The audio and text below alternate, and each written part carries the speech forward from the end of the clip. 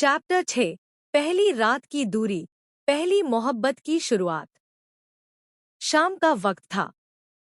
हवेली की दीवारें आज कुछ अलग ही चुप्पी ओढ़े हुई थी। शादी को कुछ दिन ही हुए थे, लेकिन प्रीशा के लिए हर दिन एक नया इम्तिहान बनकर आता। दिन में सास और ननद की तानेबाजी और रात में आरव की खामोशी दोनों ही उसके दिल को भारी कर देते। आज भी वही हुआ। डिनर टेबल पर सब मौजूद थे, लेकिन माहौल में अदृश्य तलखी तैर रही थी। सास बार बार उसकी छोटी छोटी गलतियां निकाल रही थी और ननद तो मानो मौका ढूंढती थी चुभने वाले ताने मारने का। इतनी बड़ी हवेली की बहू हो और दाल में नमक ठीक से नहीं डाल पाई, सास ने तीखे स्वर में कहा। प्रीशा ने हल्की मुस्कान के साथ जवाब दिया, अगली बार ध्यान रखूंगी माँ जी। उसके शब्दों में नम्रता थी, लेकिन दिल में चोट। वह जानती थी कि यहाँ उसकी हर गलती बढ़ाकर दिखाई जाएगी। आरव पूरी तरह चुप बैठा रहा। उसने कुछ कहा भी नहीं, जैसे उसे कोई फर्क ही नहीं पड़ता। लेकिन प्रीशा ने महसूस किया कि उसकी नजरें कई बार उसकी तरफ उठीं और फिर झट से झुक गईं। रात गहरी हुई। हवेली के लंबे चौड़े गलियारों में सन्नाटा पसरा हुआ था। प्रीशा अपने कमरे में बैठी खिड़की से चांद देख रही थी।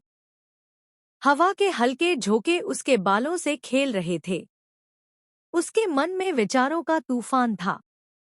क्या मैंने सही किया इस शादी में हाँ कहकर? आरव मुझे स्वीकार भी करेगा कभी? या मेरी जिंदगी हमेशा यूं ही तन्हाई और तानों में बीतेगी? उसी वक्त दरवाजे की आहट हुई। आरव अंदर आया। उसका चेहरा हमेशा की तरह गंभीर और आंखों में अनकहा दर्द। अब तक सोई नहीं? उसने धीमे स्वर में पूछा। प्रीशा ने हल्की मुस्कान ओढ़ ली। नींद कहाँ आती है आसानी से। आरव ने कुछ देर चुप रहकर खिड़की से बाहर देखा।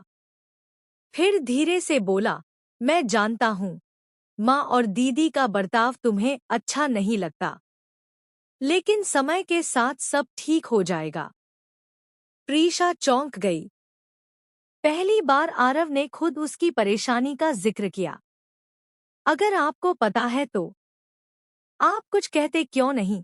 प्रीशा ने अनजाने में दिल का बोझ बाहर निकाल दिया। आरव की आंखों में क्षण भर को दर्द चमका।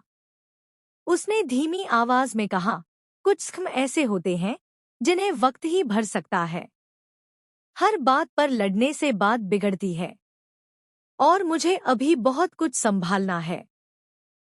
उसकी आवाज में एक अजीब गंभीरता थी। प्रीशा ने उसे गौर से देखा। बाहर से ठंडा, लेकिन अंदर कहीं ना कहीं टूट चुका इंसान। लेकिन मैं अकेली नहीं रह सकती आरव, उसकी आवाज कांप गई। आपके साथ आई हूँ और आपको ही अपना सहारा मानती हूँ। अगर आप ही खामोश रहेंगे तो मैं किससे उम्मीद रखूं? आरव ने उसकी तरफ देखा। उन आंखों में पहली बार कठोरता नहीं, बल्कि नरमी झलक रही थी। वह कुछ पल तक उसे देखता रहा, फिर धीरे धीरे उसके पास आकर खड़ा हो गया। प्रीशा, आरव ने पहली बार उसका नाम लिया। तुम सोचती हो कि मैं तुम्हें नजरअंदाज करता हूँ, लेकिन सच ये है कि मैं खुद से लड़ रहा हूँ। मेरे अतीत के कुछ साए हैं जिन्हें मैं तुम्हारे सामने नहीं ला सकता, लेकिन ये मत समझना कि मुझे तुम्हारी परवाह नहीं। प्रीशा की आंखों से आंसू बह निकले।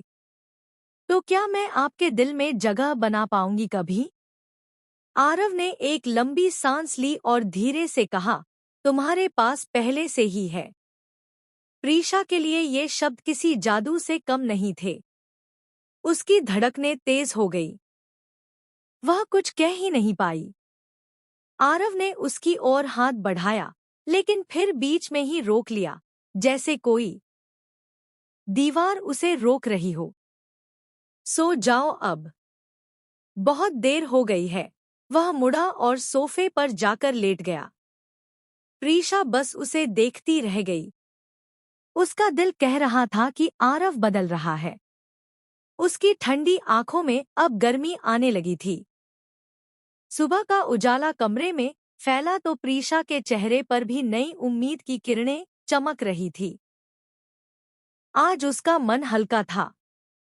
आरव के शब्द अब भी उसके कानों में गूंज रहे थे। तुम्हारे पास पहले से ही है।